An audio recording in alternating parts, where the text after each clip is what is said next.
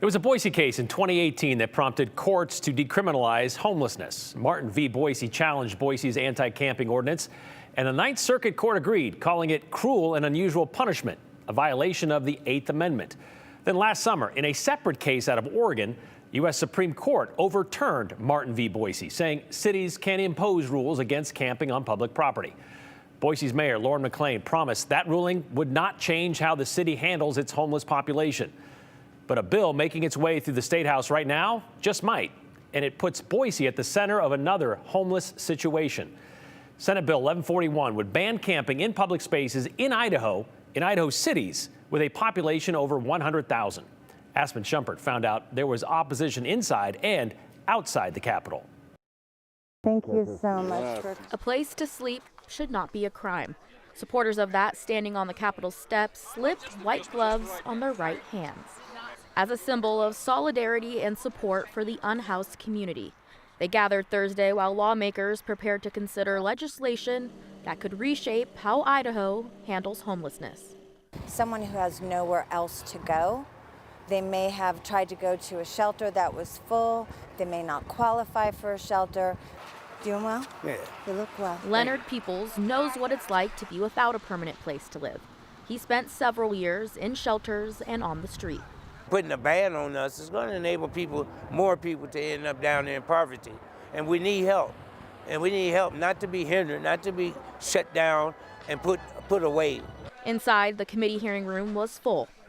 Thank you, committee. Good morning. My name Senator is Cody Galloway presented Senate Bill 1141, which would prohibit camping in public spaces in cities with populations over 100,000 people. It does not look like the camping you imagine in a campground or in the mountains. This kind of public camping on our roads, sidewalks, and parks is dirty, dangerous, and even deadly. The bill defines public camping as the unauthorized lodging or residing in a temporary or outdoor habitation. The cities who fail to enforce the ban, they could face civil penalties, up to $10,000 per violation.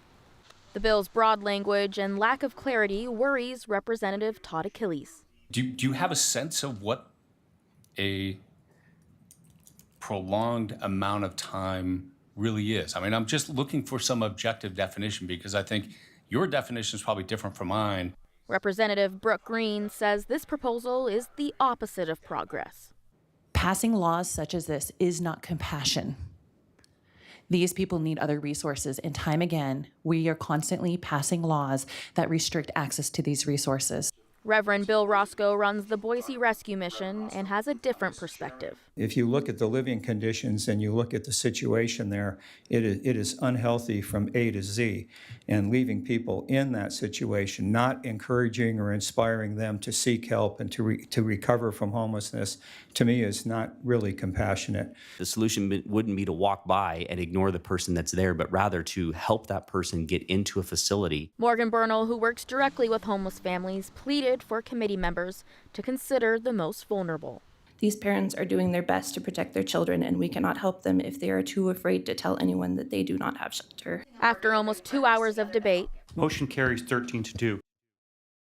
Jody Peterson with Interfaith Sanctuary, a Boise nonprofit and shelter here, says if both bills pass that are going through the legislature right now, it could be a problem for the cities.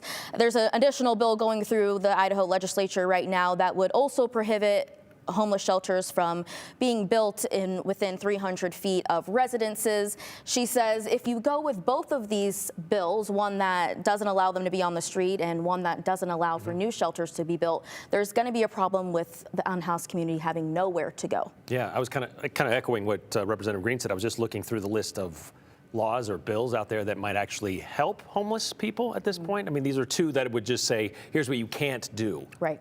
Okay. All right. Thank you very much, Aspen.